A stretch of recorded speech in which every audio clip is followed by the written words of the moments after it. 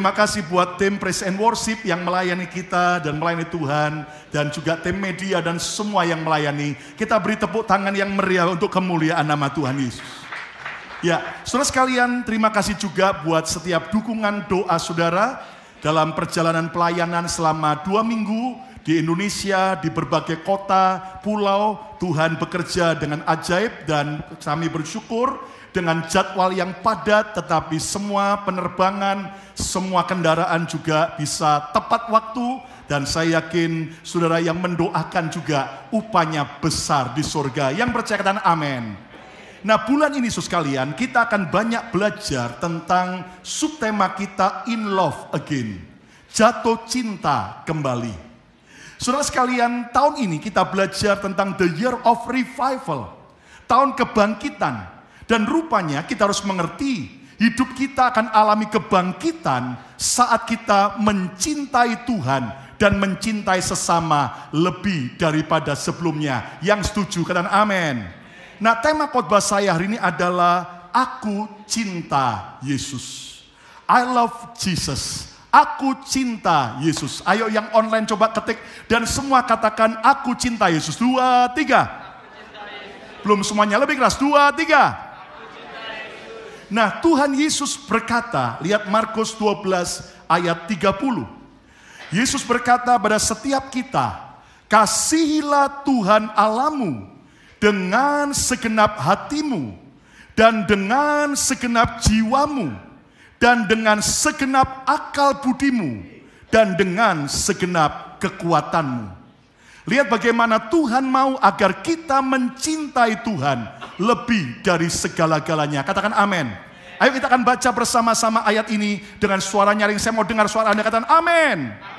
Ayo baca 2, 3. Kasihilah Tuhan Allahmu dengan segenap hatimu, dan dengan segenap jiwamu, dan dengan segenap akal budimu, dan dengan segenap kekuatanmu. Love the Lord your God with all your heart, all your soul, all your mind, and all your strength.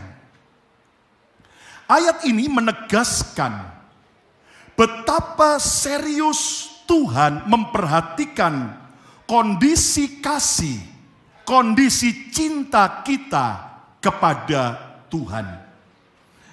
Cinta kepada Yesus merupakan hal yang mutlak bagi setiap kita yang telah percaya Yesus. Saya ulang lagi. Cinta kepada Yesus merupakan hal yang mutlak bagi setiap kita yang percaya Yesus. Saya mau tanya dulu, siapa saudara yang hadir Anda percaya Yesus adalah Tuhan dan Juru Selamat kita? Yang percaya lambaikan tangan saudara. Kata bersama saya percaya Yesus. Nah, saudaraku, Tuhan mau agar kita naik level. Tidak hanya sekedar percaya Yesus. Tidak hanya sekedar beriman kepada Yesus. Namun Tuhan minta agar kita mencintai Yesus. Dengar baik-baik. Antara sekedar percaya dengan mencintai itu beda. Saudara, mungkin Anda percaya kepada Presiden Jokowi. Bahwa Presiden Jokowi pemerintahnya bersih, amanah, jujur, dan melakukan kesejahteraan yang merata. Namun belum tentu semua kita yang percaya betul-betul menyukai atau mencintai Jokowi. Nah, saudara sekalian, ketika Anda sekedar percaya Jokowi baik, maka itu enggak cukup. Diperlukan supaya saudara menyukai, mencintai Jokowi sebagai Presiden Indonesia. Sehingga menjadikan Anda menjadi relawan-relawan Jokowi, bahkan Anda mendukung setiap program yang Jokowi canangkan. Nah, hal yang sama, dengar baik-baik. Jangan cuma jadi orang Kristen yang sekedar percaya Yesus. Supaya saya selamat, supaya saya diberkati, supaya saya disembuhkan. Itu bagus. Namun Tuhan berkata, jangan cuma percaya, tapi cintai Yesus. Ayo ucapkan bersama saya mau cinta Yesus. 2, 3. Kurang keras. 2, 3. Saya mau cinta Yesus. Tuhan tidak suka jika kita mencintainya hanya asal-asalan. Tuhan mau agar kita serius, sungguh-sungguh mencintai Dia. Ada banyak orang percaya sering bernyanyi, I love you Jesus, aku cinta Tuhan, aku mengasihi Tuhan. Ada banyak orang berkata, aku cinta Tuhan. Bahkan mungkin ada stiker di mobilnya, I love Jesus. Tetapi banyak orang sesungguhnya belum mengerti apa makna sesungguhnya mencintai Tuhan yang Dia inginkan. Nah, hari ini saudara sekalian, siapa yang mau cinta Yesus lebih daripada sebelumnya? Yang mau cinta Yesus, lambaikan tangan saudara. Kata bersama saya mau cinta Yesus. 2, 3. Lebih keras, saya mau cinta Yesus. Nah, kita akan belajar apa arti sesungguhnya, apa makna sesungguhnya aku cinta Yesus. Saya mau bagikan 3 makna, 3 arti mencintai Yesus. Yang pertama adalah utamakan Yesus lebih dari apapun. Utamakan Yesus lebih dari apapun. Saudara sekalian, lihat tadi Yesus berkata dalam Markus 12 ayat 30. Kasihilah Tuhan Allahmu dengan segenap hatimu, dengan segenap jiwamu, dengan segenap akal budimu, dengan segenap kekuatanmu. Ayo ulangi lagi, kita baca sama-sama. 2, 3. Kasihilah Tuhan Allahmu dengan apa? Segenap hatimu, dan dengan segenap jiwamu, dan dengan segenap akal budimu, dan dengan segenap kekuatan. Lihat. Berkali-kali diperintahkan Yesus segenap. Ucapkan bersama saya segenap. Lebih keras, segenap. Apa arti segenap? Segenap artinya adalah seluruhnya. Artinya kita harus mencintai Yesus lebih dari apapun juga. Artinya kita harus mengutamakan Yesus lebih daripada apapun juga. Ada banyak orang berkata, aku cinta Tuhan. Tapi ternyata dia mencintai kekayaannya, dia mencintai pekerjaannya, dia mencintai keluarganya, dia mencintai nama baiknya, reputasinya melebihi Tuhan. Dia mencintai hobi melebihi Tuhan. Nah, lihat, Yesus mau agar saudara dan saya benar-benar mengutamakan Yesus lebih dari apapun juga. Yang setuju, katakan amin.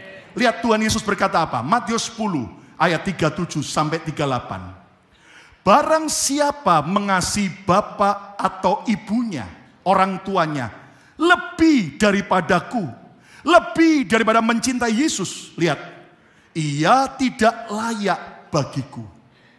Dan barang siapa mengasihi, mencintai anaknya laki-laki atau perempuan lebih daripada mencintai Yesus, ia tidak layak bagiku.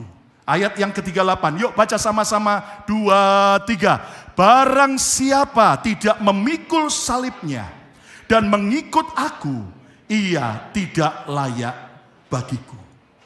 Saudara sekalian, jangan salah mengerti dengan ayat ini. Ayat ini tidak berkata bahwa kita tidak boleh cinta keluarga. No. Kita tetap harus cinta keluarga, cinta orang tua, cinta anak-anak kita, cinta pasangan kita, cinta ipar kita. Yang setuju dengan amin. Tetapi ayat ini mengajarkan, jangan sampai cinta kita kepada keluarga melebihi cinta kita kepada Yesus. Jadi dari ayat ini kita belajar, kita itu harus bisa mencintai pada porsi yang tepat. Saya ulang lagi, kita harus bisa mencintai pada porsi yang tepat.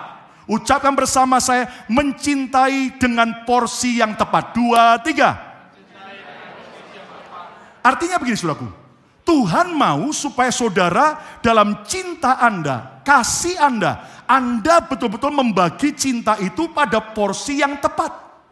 Artinya begini, Tuhan harus Anda cintai, tidak boleh dikalahkan dengan cintamu kepada yang lain. Saudara mungkin ada yang cinta kepada hobi, ada cinta kepada anak, Anda cinta pada cucu, boleh. Anda cinta kepada yaitu pasangan Anda, boleh. Namun cintamu tidak boleh mengalahkan cinta saudara kepada Yesus. Yang setuju, ayo tepuk tangan yang meriah bagi Tuhan Yesus. Saya beri contoh saudaraku, betapa sulitnya orang membagi cinta tepat pada porsinya. Kemarin pada waktu kami menuju ke Surabaya, ke Indonesia, kami naik pesawat yaitu saudaraku Saudi Air. Jadi dari JFK New York, kami transit dulu ke Jeddah, ya, kota Jeddah di Arab Saudi. Lalu kemudian dari sana transit 7 jam, baru kemudian lanjut jadi dari Jeddah ke Jakarta. Nah, Anda mengerti ini pengalaman menarik. Kenapa? Karena kami akhirnya berencana bertiga, ayo kita bersama-sama lihat kota Jeddah. Kita ingin tahu Arab Saudi seperti apa. Nah, Anda jangan salah mengerti bahwa memang dari bangsa-bangsa, agama apapun boleh masuk ke Arab Saudi. Hanya 2 kota yang tidak boleh dimasuki oleh agama yang lain selain agama mereka, yaitu Mekah dan Madinah. Nah, jadi saudaraku, ternyata waktu kami mau ke sana, kita minta teman yang punya travel agent untuk carikan orang Indonesia yang bisa temani kami beberapa jam. Singkatnya kami kenalan melalui WhatsApp dan akhirnya kita mulai chattingan dan siap. Dan begitu kami mendarat, kami dijemput. Rupanya ngobrol-ngobrol kenalan baru sadar orang Indonesia di sana cukup banyak juga, saudara. Ribuan orang, ya kan? Dari berbagai saudaraku kota yang ada di Arab Saudi ternyata sekitar hampir 2.000 lebih, ya. Itu orang Indonesia. Mayoritas adalah orang-orang Madura, saudaraku. Dari Bangkalan, Pamekasan, saudaraku. Dan ternyata akhirnya kami dijemput oleh tour leader orang Madura. Akhirnya kita masuk ke mobil dan pemilik mobilnya, drivernya juga orang Madura. Nah, lagi ngobrol, melihat kota dan sebagainya. Anda tahu bahwa putra mahkota daripada Raja Salman sudah banyak diberikan kepercayaan untuk memerintah atau memimpin Arab Saudi.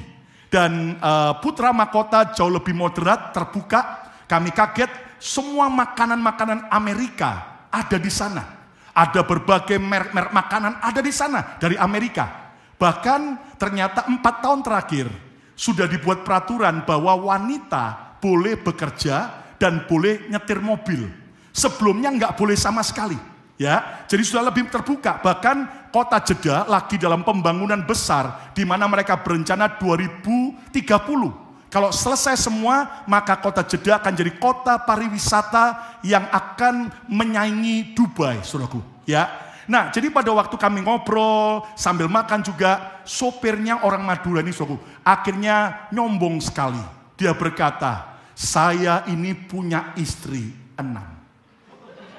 Kaget saya. Hah? Lalu kemudian saya tanya, anaknya berapa? 8. Lalu kemudian awalnya dengan bangga. Tapi makin kenal, makin dalam, kami mulai tanya lagi. Pak, jujur, bahagia enggak punya istri 6? Ternyata dia berkata jujur, sekarang sudah enggak ada cinta. Yang ada cuman kewajiban membesarkan 8 anak. Dan akhirnya kami mulai gali lagi. Gimana peristiwa kok sampai bapak akhirnya mau punya istri 6? Orangnya kecil, saudaraku. Tapi istrinya 6, saudaraku. Lalu kemudian mulai dia cerita. Ternyata dulunya dia cuma punya istri 1, sama-sama orang Madura. Dan rupanya istrinya berkata, ayo kita bangun rumah di Madura. Jadi akhirnya suami ini mempercayakan uangnya kepada sang istri untuk bangun. Lalu diberi foto, dilihat, ini loh rumah kita. Wah, dia senang. Ternyata satu kali kakak daripada sang istri telepon kepada sang suami. Loh, kapan kamu itu kok di Saudi terus? Tapi kapan kamu bangun rumah di Indonesia? Kaget dia, loh, kan saya sudah bangun. Loh, mana nggak ada? Ini fotonya dikirim. Kakaknya berkata, itu rumah saya. Wih, dia kaget, ternyata dibohongi sama istrinya, saudaraku. Jadi dia sangat marah, dia benci, tidak mau ngampuni, singkatnya diceraikan. Dan dalam keadaan putus asa, dalam keadaan patah cinta, dalam keadaan disakiti, dia tidak mau ngampuni. Dia balik kembali ke Arab Saudi. Ternyata disitulah dia akhirnya membabi buta. Asal ada wanita yang mau sama dia, akhirnya nambah istri kedua, nambah istri ketiga, nambah istri keempat, nambah istri yang kelima, keenam. Lalu kemudian kita tanya, Bapak gimana dengan 6 istri itu? 1 diceraikan dan sebagainya. Bagaimana? Apakah bisa rata? Lalu apa yang terjadi saudaraku? Dia berkata, ya gimana ya? Kadang-kadang kita bisa, istri-istri saya bisa makan. Saya hari ini tinggal di sini, hari ini tinggal di sini, hari ini tinggal di sini. Para pria-pria jangan pernah berpikir mau punya istri. Amin. Ikut Yesus itu paling bahagia bagi para wanita. Karena Alkitab berkata, hanya 1 suami dan 1 istri. Yang bahagia, tepuk tangan yang meriah bagi Tuhan. Saudara, akhirnya kita tanya, mana ada wanita yang mau dimadu? Tidak ada. Dan akhirnya saudaraku, mulai dia cerita. Ya memang ada yang rukun sesama istri, tapi ada juga yang judes, ada juga yang tidak mau kumpul, ribut berantem. Sekarang antara anak sama anak, berebut semana anak yang paling dicintai dan sebagainya. Dan isinya ruwet. Lalu kemudian saya tanya sama tour guide kita, orang Madura satunya. Kalau bapak istrinya berapa? 1. Lalu saya pesan, Pak, jangan contoh temenmu, istrinya 6, enggak bahagia. Saudaraku, hari ini, hal yang sama juga. Mari kita belajar cinta Tuhan lebih dari segala-galanya. Jangan sampai kita menomorduakan Tuhan. Jangan sampai engkau cinta yang lain lebih daripada Tuhan. Pertanyaannya, siapakah yang terpenting dalam hidupmu selama ini? Yesuskah atau pekerjaan? Yesuskah atau keluarga? Kita harus cinta keluarga. Tapi kalau saudara lebih mencintai keluargamu daripada Tuhan, itu berarti saudara belum benar-benar cinta Yesus. Masihkah cintamu berkobar-kobar kepada Yesus? Apa yang paling banyak menyita perhatianmu? Apa yang paling banyak menyita waktu saudara? Energi saudara? Serta apa yang paling banyak menyita keuangan saudara? Yesuskah atau yang lain? Hari ini kita berapa banyak kita berkata, aku cinta Yesus. Tapi ternyata kita lebih punya waktu banyak bagi yang lain. Tapi bagi Yesus kita kurang waktu. Kita bisa spend uang belanja demikian besar untuk makan, untuk shopping. Tapi ternyata waktu kita memberi kepada Tuhan, kita sangat miskin, kita sangat pelit sekali. Hari ini Yesus kalian, mari utamakan Yesus lebih dari segala-galanya. Yang mau tepuk tangan yang meriah bagi Tuhan Yesus. Yang kedua, apa arti mencintai Yesus? Ketaatanmu merupakan bukti cintamu kepada Yesus. Kalau saudara berkata, aku cinta Yesus, namun engkau tidak mau taat, tidak mau melakukan perintah Tuhan, maaf kata, itu artinya engkau enggak cinta Tuhan. Yesus bilang begini, Yohanes 14 ayat 15. Mari baca sama-sama ayat ini. Semua baca, 2, 3. Jikalau kamu mengasihi aku, kamu akan menuruti apa? Sebagian perintahku. Amin? Jangan amin. Kamu akan menuruti apa? Segala perintahku. Ayo baca lagi. Semua baca keras. 2, 3. Jikalau kamu mengasihi aku, kamu akan menuruti segala perintahku. If you love me, you will obey my commands. Kalau engkau cinta aku, kata Tuhan, engkau akan menuruti, mentaati segala perintahku. Bukti nyata bahwa kita cinta Yesus bukan sekedar lagu pujian kita. Bukan cuma kita berkata I love you Jesus. Kita tulis besar-besar di mobil kita I love Jesus. Itu bagus. Tetapi apakah kita mau mentaati perintah Tuhan? Ada 4 macam ketaatan yang saya perhatikan. Ada orang taat karena terpaksa. Ya sudah. Karena terpaksa ya sudah saya mau taat. Itu ternyata bukan cinta. Ada orang taat hanya sebagian.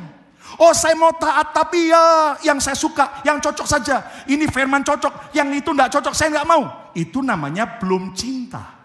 Ada orang taat tapi sambil ngomel, bersungut-sungut. Ya ke gereja. Karena dipaksa sama suami, dipaksa sama istri. Tapi ngomel, bersungut-sungut terus. Itu namanya bukan cinta.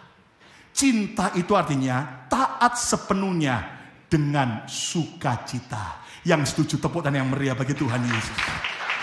Ayo dong, Anda ibadah tapi dengan sukacita. Saya mau lihat wajah Anda, coba senyum, ketawa kanan kiri, katakan sukacita. Amin, saudaraku. Ada orang rajin melayani tapi wajahnya seperti celengan bagong. Wajahnya seperti kuda yang saudaraku jatuh ya. Nah, mari kita bersukacita, kerjakan ketaatan kita dengan sukacita. Apapun perintah Tuhan, siap Tuhan, aku kerjakan. Contohnya adalah apa? Ketaatan meninggalkan dosa. Kalau saudara cinta Yesus dan engkau tahu bahwa dosa ini menyakiti hati Tuhan, maka saudara akan rela menyerahkan dan meninggalkan dosamu. Ketika engkau cinta Yesus, maka engkau akan taat beribadah bersama-sama. Kita coba lihat saudaraku, kita 1 hari 24 jam, seminggu kali 7 hari, berapa jam? Hanya minggu, hanya 1,5 jam saja. Seringkali kita masih absen, seringkali kita terlambat. Ayo hari ini kita taat beribadah bersama. Ketika kita taat mengembalikan milik Tuhan. Ketika Tuhan berkata, kembalikan milik Tuhan persepuluhan ke rumah perbendaharaan, supaya aku memberkati engkau. Maukah kita taat dan bukannya kita yang akhirnya mencoba mengatur-ngatur berkat atau persepuluhan yang adalah hak milik Tuhan. Ketaatan mengampuni dan merendahkan hati. Seringkali kita berkata, oke, kalau saya memberi saya mau. Tapi kalau saya ngampuni nggak bisa. Dia terlalu menyakitkan saya. Suruh merendahkan hati nggak bisa. Dia terlalu galak, dia terlalu sombong buat saya. Satu kali Martin Luther, bapak reformasi dari Jerman, dia bercerita. Ada 2 ekor kambing gunung yang berpapasan di pinggir jurang. Sementara saudaraku, lebar jalan itu hanya cukup untuk dilalui 1 binatang saja. Sebelah kanan adalah jurang yang dalam. Sebelah kiri adalah tebing yang terjal. Jadi ketika mereka berjalan dari arah berbeda dan berhadapan-hadapan, mereka sudah tidak mungkin untuk mundur atau berbalik lagi. Bagaimana memecahkan persoalan ini? Saudara sekalian, jika kambing-kambing itu manusia, kata Martin Luther, mungkin mereka akan saling menanduk. Mereka perang, siapa yang paling kuat? Mungkin salah satu kalah dan jatuh ke dalam jurang dan mati. Ataukah dua-duanya akan jatuh. Tetapi yang menarik, Martin Luther bercerita, kambing-kambing itu lebih memiliki akal sehat. Seekor kambing akhirnya merunduk ke bawah. Dia mengizinkan kambing yang lain menginjak badannya untuk lewat. Walaupun sakit diinjak, tapi dia izinkan kambing yang satu menginjak-injak dan akhirnya berhasil lolos. Dan akibatnya kedua kambing gunung itu tetap selamat. Saudara, terkadang suami istri masalah nggak selesai-selesai. Kenapa? Masing-masing mempertahankan ego, merasa diri benar. Tetapi saat kita cinta Yesus, kita mau saling mengampuni, kita mau saling merendahkan diri, kita mau saling menjadi hamba. Percayalah, perbedaan suami istri akan terselesaikan. Keluarga kita diselamatkan dan diberkati oleh Tuhan. Tepuk tangan yang meriah bagi Tuhan Yesus. Seringkali dalam dunia pekerjaan, dalam dunia pelayanan, kalau kita masing-masing sombong-sombongan, merasa diri paling benar, mempertahankan diri benar, dan kita tidak taat untuk merendahkan diri, mengampuni, maka pekerjaan maupun pelayanan kita tidak akan jadi berkat. Hari ini saudara sekalian, orang yang cinta Yesus, dia akan taat dengan apapun perintah Tuhan. Bahkan ketaatan untuk melayani, ketaatan untuk berkorban. Dan kita bersyukur saudaraku, bagaimana di antara mission trip kemarin, kami juga akhirnya ke kota Manado, Sulawesi Utara. Dan Anda tahu saudaraku, waktu Thanksgiving retreat, ada Ibu Debbie Basir dan Tuhan bicara jelas, ayo jadi berkat buat Sulawesi.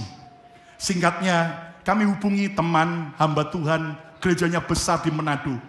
Dan dia senang sekali, oke, confirm, tanggalnya sudah jadi. Bahkan kita sudah buat grup untuk panitia, bahkan juga brosur sudah nyebar.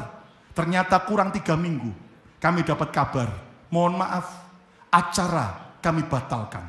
Mereka batalkan, kita kaget, loh kenapa? Akhirnya katanya dari sinode pusat tidak mengizinkan acara itu berlangsung. Saudara, akhirnya puji Tuhan melewati masa yang sulit itu. Ada gereja lain yang akhirnya mau bersedia menjadi panitia.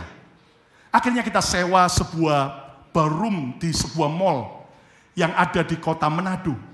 Dan kemudian saudaraku, hamba-hamba Tuhan dari berbagai daerah. Selama 2 hari itu sekitar 600 hamba Tuhan ternyata bisa berkumpul. Tepuk tangan yang meriah bagi Tuhan Yesus. Tayangkan fotonya. Saudara-saudara, ternyata Tuhan itu punya rencana baik. Kalau seandainya kami jadi pakai sebuah gedung gereja, ternyata mungkin sebagian hamba Tuhan yang ikut hanya dari kalangan gereja tersebut. Tapi Tuhan izinkan seolah-olah menyakitkan kami, dibatalkan. Tapi akhirnya justru dari berbagai denominasi gereja bisa gabung. Karena tempatnya netral. Bahkan bukan cuma dari karismatik, tapi juga dari GPIB, dari Protestan pun juga para pendeta mau hadir. Segala kemuliaan bagi nama Tuhan Yesus. Saudara, akhirnya walaupun ada biaya yang besar untuk sewa gedung dan sebagainya, tapi kita bersyukur kami kerjakan. Dan rupanya saudaraku, malamnya KKR juga ya. Dan Tuhan kerja, kita ajar bagaimana hamba-hamba Tuhan bisa melayani lebih baik lagi next. Bahkan juga saudaraku ada tanya jawab next lagi. Bahkan ini KKR setiap malam 2 malam saudara, sekitar 1.200 orang yang hadir. Segala kemuliaan bagi nama Tuhan Yesus. Dan Anda tahu saudaraku, kita juga berbagi pada waktu Thanksgiving. Setelah itu kita kumpulkan dari gereja, ada yang menabur total $20,000. Bahkan juga akhirnya ada yang menambahkan lagi sehingga total 400 juta rupiah. Kita bagi 50 handphone Samsung yang baru kepada para pendeta-pendeta daerah yang handphonenya sudah jadul atau rusak. Dan mereka lihat next, mereka bersuka cita. Next, bagaimana mereka menerima. Bahkan kita beri amplop uang cash. Setiap amplop saudaraku jumlahnya besar dan ada 100 amplop next lagi dan kita bagikan. Dan saya yakin nama Tuhan dipermuliakan. Tepuk tangan yang meriah bagi Tuhan Yesus. Saudara, walaupun melayani terkadang itu banyak tantangannya. Tapi mari kita belajar terus taat. Kalau kita cinta Tuhan, kita terima feedback yang bagus sekali. Bagaimana mereka merasa diberkati. Bukan hanya soal pembagian door prize, tapi juga oleh firman Tuhan, hadirat Tuhan. Beberapa hamba Tuhan daerah yang sudah putus asa, mau menyerah dari pelayanan, mau tinggalkan pelayanan. Akhirnya mereka kembali kuat dan mereka kembali semangat. Segala kemuliaan bagi nama Tuhan Yesus. Saudaraku, ketaatan kita merupakan bukti cinta kita. Yang ketiga, yang terakhir, arti mencintai Yesus adalah cintamu kepada Yesus harus terlihat nyata di setiap waktu. Cinta kita kepada Yesus harus terlihat nyata setiap waktu. Bukan hanya pada waktu kita di gereja. Orang lihat, wow, orang itu cinta Yesus ya. Tapi waktu di rumah, waktu di pekerjaan, waktu dalam perjalanan, apakah orang melihat bahwa saudara benar-benar cinta Yesus? Ayat yang terakhir, 1 Yohanes 3 ayat 18. Anak-anakku, marilah kita mengasihi, mencintai bukan dengan perkataan atau dengan lidah, tetapi dengan perbuatan dan dalam kebenaran. Ayo ucapkan bersama-sama, baca ayat ini bersama. 2, 3. Anak-anakku, marilah kita mengasihi, bukan dengan perkataan atau dengan lidah, tetapi dengan apa? Perbuatan dan dalam kebenaran. My dear children, let's not just talk about love. Let's practice real love. Jangan cuman pintar ngomong tentang cinta, bicara tentang mengasihi, tetapi mari kita praktekkan kasih yang sejati. The real love. Saudara, dunia sudah muak melihat orang-orang percaya yang ternyata tidak membuktikan bahwa mereka mengasihi. Bagaimana dunia melihat bahwa kita mengasihi Tuhan? Jelas Yesus berkata, kasihilah sesamamu manusia seperti dirimu sendiri. Kasihi musuhmu. Kalau kita hanya baik mengasihi dengan orang yang baik dengan kita, orang dunia juga bisa. Tetapi ketika kita belajar mengasihi musuh kita belajar berbuat baik walaupun dia jahat, kita belajar mengampuni walaupun dia menyakiti, kita belajar berkorban buat dia pada saat dia membutuhkan. Percayalah, orang akan melihat cinta kita yang luar biasa. Yang mau tepuk tangan yang meriah bagi Tuhan Yesus. Cinta sejati akan mengalir dari hati sampai ke jiwa, ke akal budi, sampai kepada kekuatan kita. Orang akan melihat bahwa benar-benar kita cinta Yesus. Tunjukkan cintamu kepada Tuhan melalui kesetiaanmu kepada keluargamu, melalui kesetiaanmu kepada gereja lokal di mana Tuhan taruh saudara, melalui kesetiaanmu kepada pekerjaan dan pelayanan dengan cara yang benar. Jangan rusak cintamu dengan kita berkhianat. Jangan rusak cintamu dengan kita hidup dalam dosa. Cinta sejati adalah cinta yang kita jaga baik, sehingga menimbulkan rasa percaya dan rasa aman. Saudara, ketika kita suami istri saling menjaga cinta, percaya ketika lewati goncangan, maka ada rasa aman dan trust yang tidak akan goyah. Saudara, waktu seminar dan KKR di Manado, memang ada banyak orang-orang yang fans berat dengan Ibu Debbie Basir. Tapi lumayan juga, ada yang juga fans dengan Mesbah Mujizat. Dan ternyata mereka diberkati. Dan rupanya selesai seminar atau selesai KKR, ternyata ada banyak yang berebutan mau minta foto.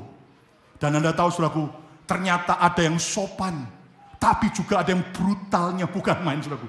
Nggak cuman yang cowok-cowok, yang cewek-cewek juga, yang tua-tua sampai yang muda, kadang-kadang brutal.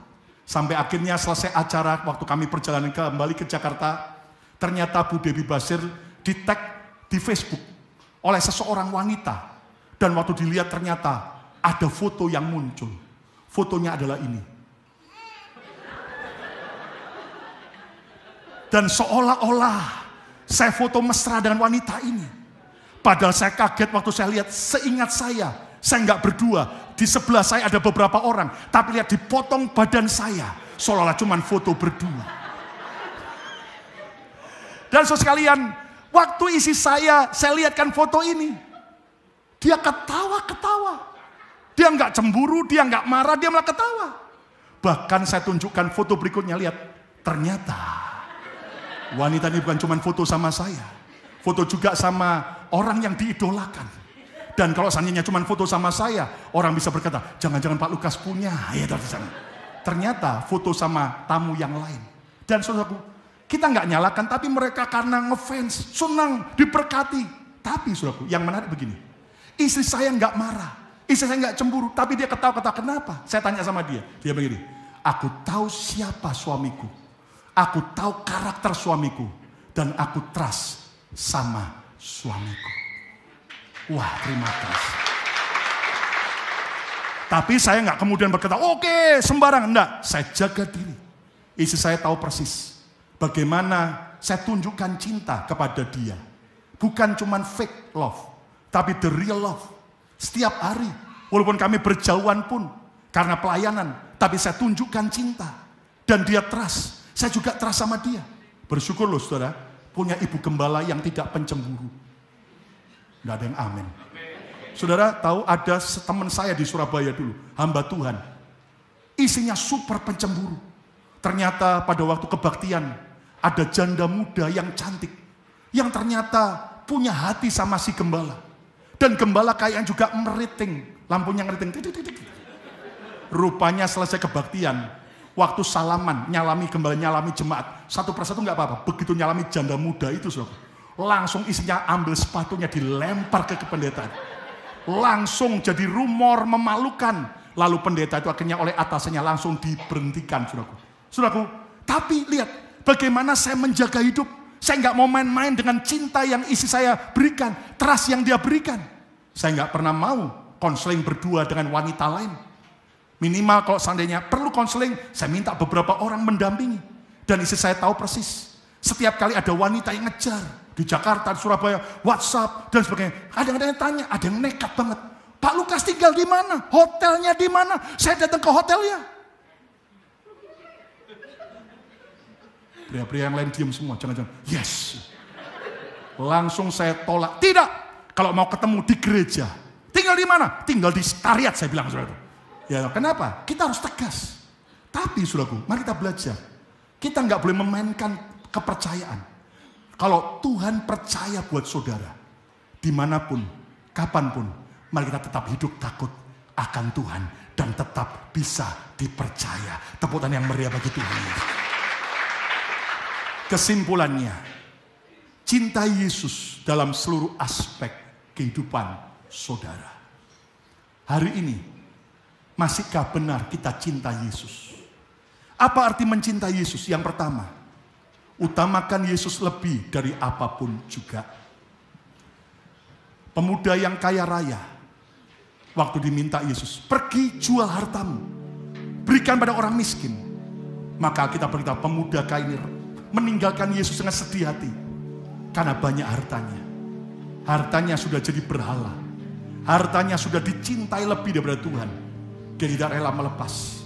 Tapi lihat Maria Magdalena. Dia tidak sekaya pemuda itu. Tanpa diminta dia rela mempersembahkan minyak narwastu yang terbaik. Lihat Abraham.